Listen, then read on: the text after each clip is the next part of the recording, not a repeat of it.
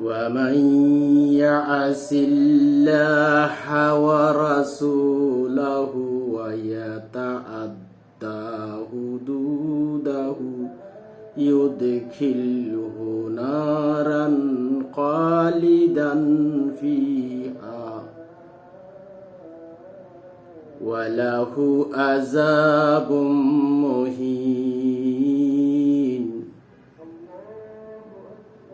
আর যে আল্লাহ ও তার রাসূলের নাফরমানি করে